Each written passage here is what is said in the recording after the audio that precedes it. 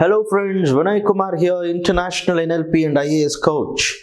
In this video, my dear friends, I'm going to discuss with you some of the important things to remember, important things to keep in mind while you're preparing for your personality test at the Civil Service Exam conducted by UPSC. Are you ready for it? If you're ready, my dear friends, I just want you to do one more thing. Just grab a rough book or your diary and try to scribble down some important points that I'm going to discuss with you now, because these are not the normal stuff that people would talk about, my dear friend. These are, things that are considered over and above what normally we would discuss on the requirements for a personality test. Because as I see in my 15 years of teaching, training and coaching experience, people, when they come back and share their interview experience with me, I have always observed that there have been some common denominators, some defining factors that contribute to a person's success at the interview. In fact, my own interview experience, when I had got selected to IAS interviews, also taught me a lot of lessons for interview, my dear friends. And with all these things, I'm going to be sharing with you things that really matter for your success at the personality test.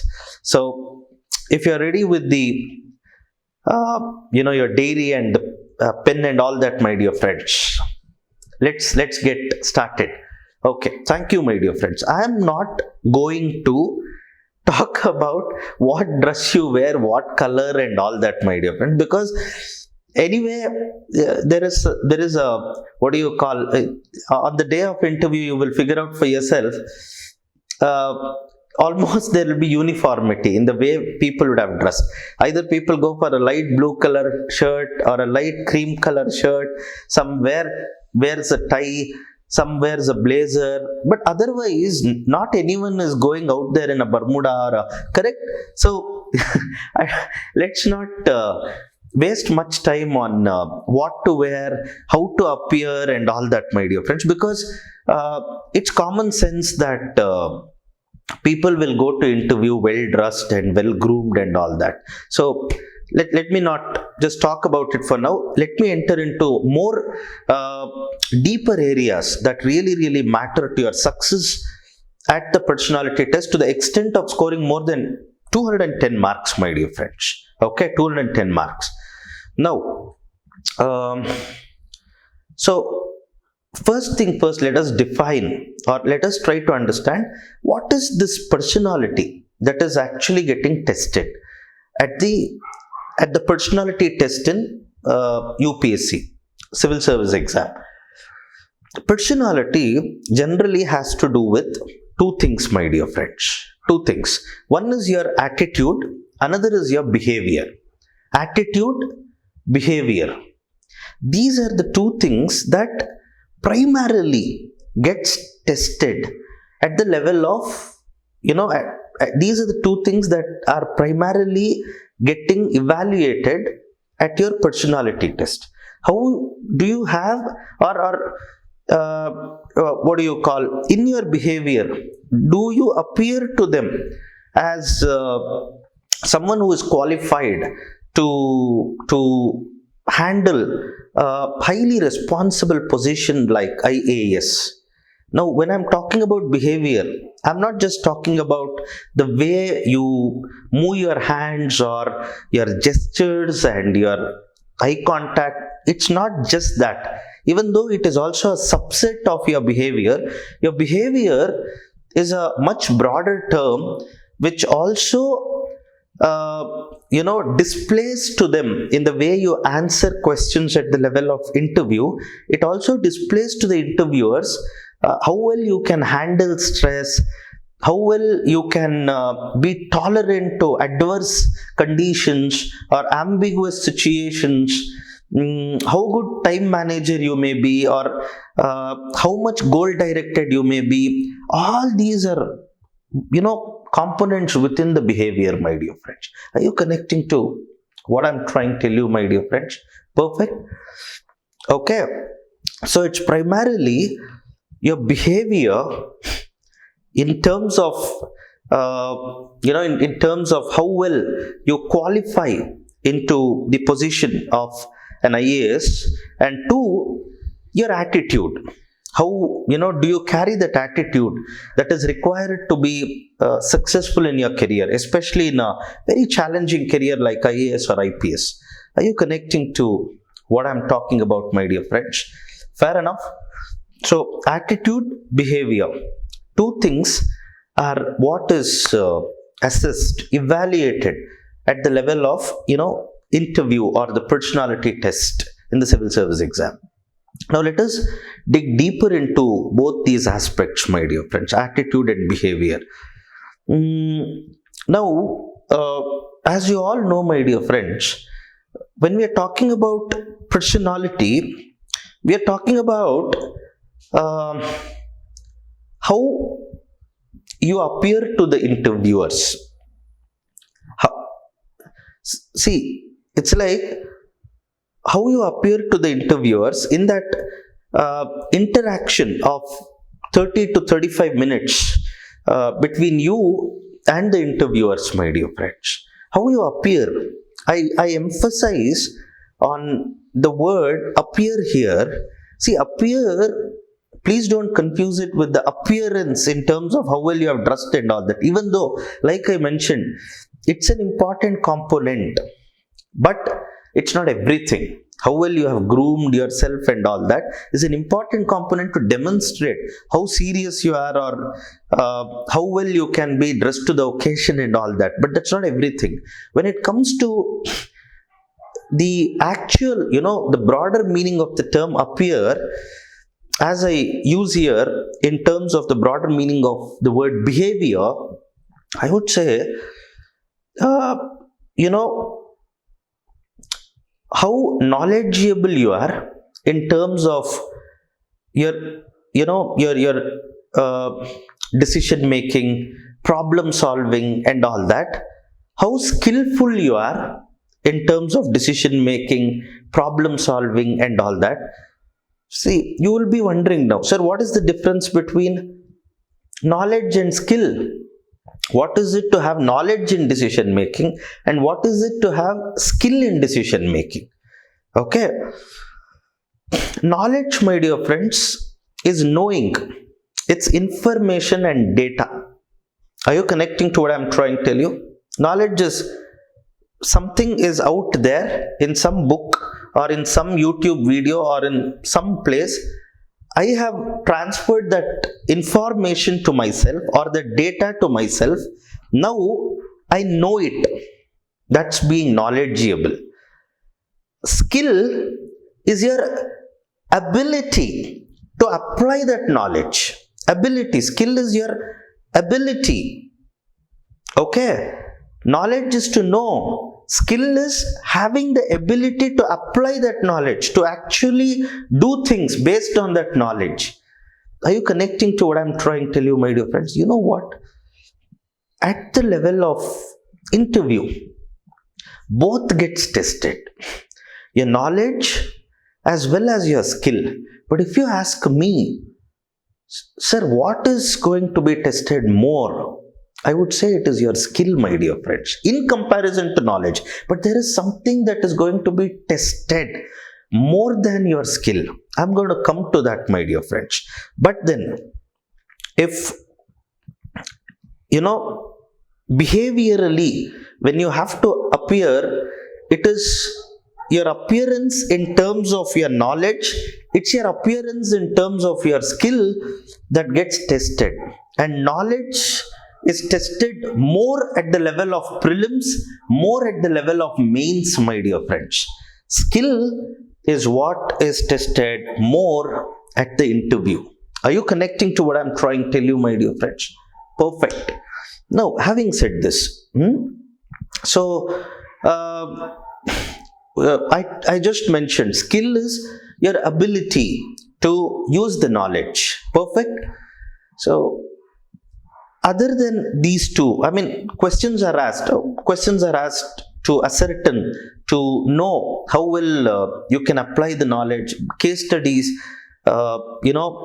questions are asked to you, like imagine you are a DC of such and such a place, there is this kind of situation, how do you tackle it? There, they try to come into terms with your skill. But more than that, what is being tested at the level of interview is your attitude, my dear friends. It's your attitude, your mindset. How you, what are the belief systems from where your thoughts flow? What are the paradigms that you carry within you? What are the perspectives that you carry within you? Who you are as an individual. Now, I see a lot of people when it is 2 months to interview, I see them busy grabbing current affairs from here, current affairs from there, and all that. My dear friends, your current affairs craziness has already been tested and validated at the level of prelims and mains. Now is not the time for you to showcase to anyone that you are a current affair czar. It is actually the test of how much you know yourself, how much self-aware individual you are. Are you connecting to what I'm trying to tell you? How much awareness do you have of your own self? Do you know who you are? That is what is being tested here in the interview. But not many people actually work on that. They would have written some hobbies, they would have written some passions, they would have written some interests, and they would have spoken about some leadership positions and distinctions that they would have held. All this would be there in their DAF or in their summary sheet. People study so mechanically for people study see, I've put this as hobby, I've put cooking as hobby, so what all books should I read on cooking? I've put hobby as cricket. Who all, they may ask me. No, my dear friends, that's not the right way to prepare. Actually, it's unfortunate that most of us, we feel this is the way one has to prepare for the personality test. In reality, when you enter when you get into that interview room, many of these questions to which you would have prepared on may not even be asked to you. But that's okay, fine. If they were asked, you would have been at the advantage. I understand your argument. But then, there is a much, much deeper thing that I have to make a mention of here. In your run-up to interview, whenever when you start your preparation for prelims, when you are doing your preparation for mains, always have this element of interview in your head, because one day it's going to be a reality for you. If you don't believe that it is one day going to be a reality for you, there is no point in you preparing for this exam at all. Only with that hope and optimism that someday I'm going to attend the interview, you can, it's wise to be sitting there and seriously preparing for the exam. And if you feel that one day you will definitely be in the interview room, I feel build that person who is going to sit in the interview room from today. Yes, wherever you are, whatever point of preparation you are, you may be a second year graduation, some degree pursuing student, you may be in your 11th standard, but if you have started your preparation, have an eye on, visualize yourself sitting in the interview room, and every single second ask yourself one question. Hey, am I growing up? Am I building myself into that human being who can be super confident, super competent super confident and super competent in the interview room, in the eyes of interviewers? Can I be that person? Am I becoming that person? Ask yourself this question, my dear friends, and start to prepare for your exam and live your life every day with this end in the mind. Are you connecting to what I'm trying to tell you? Perfect, my dear friends. With this end in the mind, you do your preparation every day. This gets reflected in every single thing that you do. And once you slowly and continuously build yourself into that human being, automatically when you're there in the interview room, I know you will excel in your performance. See, performance, you cannot do drama in your performance, my dear friends. Please take this. You have to really be that authentic human being who is going to give real answers, who is going to be that real person, and that's when you can score more than 210. Are you connecting to what I'm trying to tell you, my dear friends? Perfect. So, if that is going to be the reality of life, then let's prepare for it from now on, every single day. Grow in your self-awareness. Who am I? Ask this question. See, why most people suffer from fear in the interview? Because they do not believe in themselves. People experience fear in interview because they do not believe in themselves. They believe, somewhere deep down, they believe they are still not so competent. They are still not so capable to get selected as IAS. That's why that fear is there. Now, where is the fear coming from? Go to the roots. Why is that fear coming? You'll get so many answers there. I see a lot of aspirants wasting their precious time in judging. Hey, this guy is like this. This girl is like this. This teacher is like that. All the time judging. I see many aspirants doing the fault finding. Hey, look at here. He faltered. Look at here. I see many aspirants getting into this cynicism and skepticism, my dear friends. Now, when that is your way of life, that is your way of building and becoming as a human being, how can you expect some other divine, some other out of the world human being to go and sit in the interview room? Are you connecting to what I'm trying to tell you, my dear friends? If at all you have not built yourself every day into that human being who can be super awesome on the day of interview, if you are building yourself into a cynical, skeptical, all these things that I told you, my dear friends. When you're sitting there in the interview room, you will only keep looking into the eyes of interviewers, seeing, oh, what fault did he find in me? How did she judge me? Because you are that person. At the end of the day, the whole world is a reflection of yourself. The world as it appears to me may be different from the world as it appears to you. It's because the world is, again, what we perceive it to be. The world is looked at from our own unique lens. Are you connecting to what I'm trying to tell you, my dear friends? So, enjoy the feast. How was it to be a critic all the time? How was it to be a, judge all the time? How was it to be a fault finder? Today you are there and you are experiencing, enjoying the feast that you prepared yourself, that you prepared for yourself for so long in your life. If you are someone who believes in change, who believes in transformation, who believes in hope, who believes in optimism, who believes in, all the good things that can happen in a human being, a progressive human being, a spiritual one, then that's what is going to get reflected on the day of interview. That person is who is going to be manifest on that day. Are you connecting to what I'm trying to tell you, my dear friends? Perfect. So work on yourself. Before working on those bundles and bundles of magazines, work on yourself.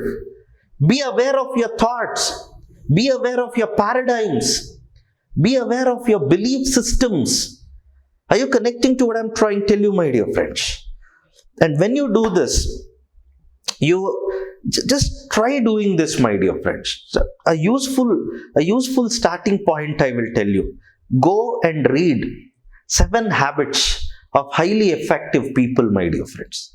If you are someone who has qualified already to the level of interview, I know for a fact that you should be able to really appreciate that book. Another useful starting point should be a book like Practicing the Power of Now by Eckhart Tolle. Yeah, when you read these books, my dear friends, you are throwing a lot of light on yourself and trying to understand who you are.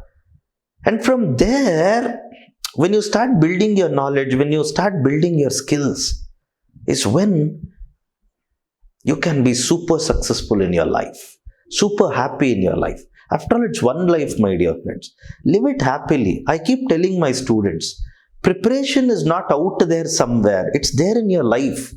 So first, make happiness the foundation of your life. Be successful. By remember, guys, to be successful, you first have to be happy. It's not the other way around. First I will be successful, then I will be happy. No, it doesn't work like that. If you're a happy human being, you will automatically become a successful human being. Trust me on that. Is that okay, my dear friends? I hope I have communicated to you something very fundamental, pivotal for your success in the exam, my dear friends. Hope you benefit out of this learning. If you want to understand it at a deeper level, just rewind this video again and watch it again, my dear friends. You may get better in-depth understanding of it. But remember, this is a useful, very important starting point for your success in the personality test. Attitude, skills and knowledge. Thank you very much, my dear friends, for learning from here. See you all in my next video. Thank you.